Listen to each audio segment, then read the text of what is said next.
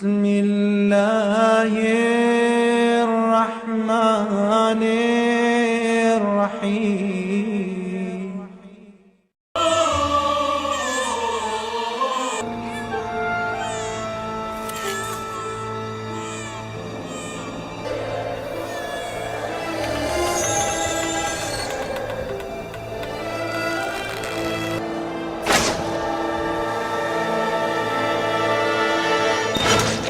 السلام علیکم۔ شمر نے 3 دن تک آل رسول صلی اللہ علیہ وسلم کا پانی بند کیے رکھا، جس پر بڑوں نے تو صبر کا دامن نہ چھوڑا اور بچے پیاس سے تڑپ اٹھے۔ میدان کربلا میں جب سب باری باری شہادتیں پا رہے تھے، گوشہ رسول حضرت امام حسین نے فرمایا کہ کوئی ہے جو میری مدد کرے۔ جب امام حسین کی زبان مبارکہ سے یہ صدا جاری ہوئی تو زمین و آسمان کی ہر چیز حرکت میں آ گئی۔ زمین پھٹ گئی، آسمان ہلنے لگا اور آسمانوں سے فرشتے تشریف لے آئے، جنہوں نے حضرت امام حسین کے سامنے اپنے آپ کو پیش کر دیا۔ انہوں نے کہا کہ اے نواسہ رسول، ہم کو حکم کریں، ہم حاضر ہیں۔ آپ نے فرمایا کہ یہ صدا بس انسانوں کے لیے ہے۔ تمام انسان آپ کی صدا پر مسکرا رہے تھے کہ ایک چھوٹا سا بچہ جھولے سے گر جاتا ہے۔ حضرت رباب اس بچے کو حضرت امام حسین کے پاس لا کر فرماتی ہیں کہ جب آپ نے صدا بلند کی تو جھولے سے میرا اصغر گر پڑا، وہ آپ کی طرف حرکت کرنے لگا اور یہ دیکھیے اس کے ہونٹ خشک ہو چکے ہیں، 3 دن سے پیاسا ہے، ماں کا دودھ خشک ہو چکا ہے۔ حضرت امام حسین نے حضرت علی اصغر کو پانی پلانے کے لیے حضرت رباب سے اجازت طلب کی کہ میں ابھی اس کو پانی پلا کر لاتا ہوں۔ حضرت امام حسین اپنے جگر کے ٹکڑے علی اصغر کو لے کر میدان میں آتے ہیں۔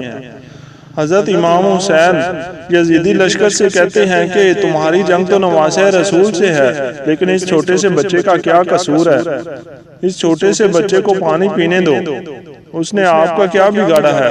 یزید گروپ کی طرف سے آواز آئی، اے حسین، پانی تم خود پینا چاہتے ہو اور نام اس بچے کا استعمال کر رہے ہو۔ یزیدی لوگوں نے کہا کہ اگر یہ بچہ خود اپنے لیے پانی مانگے تو ہم اس کو پانی پینے کی اجازت دے دیں گے۔ حضرت امام حسین نے حضرت علی اصغر کو اپنے بازوؤں پر بلند کیا تو حضرت علی اصغر خدا کے حکم سے بول پڑے کہ میں خدا کے آخری پیغمبر حضرت محمد صلی اللہ علیہ وسلم کے خون سے تعلق رکھتا ہوں، میں 3 دن سے پیاسا ہوں۔ حضرت علی اصغر کی صدا سے فوج حرکت میں آ گئی، ہر طرف کوہرام مچ گیا۔ عمر بن سعد اور شمر نے کہا کہ ایسے تو ہماری فوج بغاوت پر اتر آئے گی۔ یزیدی فوج کی طرف سے آواز بلند ہوئی کہ حرملہ تیر چلاؤ۔ حرملہ کے پاس جو جانوروں کے شکار کے لیے تیر تھا، حرملہ نے وہ تیر امام اصغر کی طرف بلند کیا۔ تیر بہت ہی تیز اور 3 نوکوں والا تھا۔ تیر کی ایک نوک امام علی اصغر کی کمر میں لگی، دوسری نوک ان کے بازو پر لگی اور تیسری نوک امام علی اصغر کے کان میں لگی۔ تیر اتنا تیز اور وزنی تھا کہ امام علی اصغر کا جسم چیرتے ہوئے امام حسین کے بازو پر جا لگا۔ تاریخ گواہ ہے کہ حضرت علی اصغر کا خون اپنے بابا حضرت سیدنا حسین کے بازو اور ہاتھوں پر پانی کی طرح بہنے لگا۔ حضرت امام حسین اپنے جگر امام علی اصغر کو اپنے ہاتھوں میں اٹھا کر خیمے کی طرف آئے تو بی بی زینب نے عرض کیا کہ یا حسین، میرے علی اصغر نے پانی پی لیا۔ بی بی زینب کے یہ الفاظ سنتے ہی سید امام حسین اپنے بازوؤں سے امام اصغر کو زینب کے حوالے کر دیتے ہیں تو بی بی زینب کہنے لگی، حسین، جس بدبخت نے ہمارے جگر کے ٹکڑے کو مارا، کیا اس کی کوئی اولاد نہ تھی؟ حضرت سیدنا امام حسین نے فرمایا کہ بی بی زینب، صبر کا دامن ہاتھ سے نہ چھوڑو، خدا کی مرضی یہی ہے جو ہمارے ساتھ ہو رہا ہے۔ ہماری جانیں قربان کرنے سے ہی میرے نانا حضرت محمد صلی اللہ علیہ وسلم کا دین بچے گا۔ آؤ ہم علی اصغر کی قبر کھودتے ہیں اور علی اصغر کو زمین کے حوالے کرتے ہیں۔ حضرت سیدنا امام حسین نے اپنے خیمے کے پیچھے حضرت علی اصغر کی قبر کھود کر ان کو کربلا کی گرم زمین کے حوالے کر دیا۔ جیسے ہی امام علی اصغر کو دفن کیا گیا تو ہر طرف خون کی نہریں بہنے لگیں۔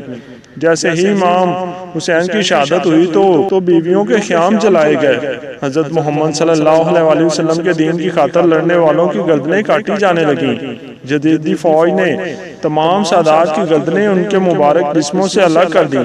پھر عمر بن سعد نے کہا کہ کوئی سر باقی رہ تو نہیں گیا؟ ایک ظالم اور بدبخت نے کہا کہ ایک سر رہ گیا ہے۔ وہ ہم کو نہیں ملا۔ شمر نے کہا اب کس کا سر باقی ہے؟ اس نے کہا کہ امام حسین کا وہ سب سے چھوٹا بیٹا جس سے ہم نے تیر مار کر شہید کیا، اس کا کوئی پتہ نہیں چل رہا کہ امام حسین نے اس بچے کو کہاں چھپا دیا۔ شمر نے اپنی ساری فوج کو حکم دیا کہ زمین پر نیزے مارو اور علی اصغر کے سر کا سراغ لگاؤ کہ امام حسین نے اس کو کس جگہ دفن کیا۔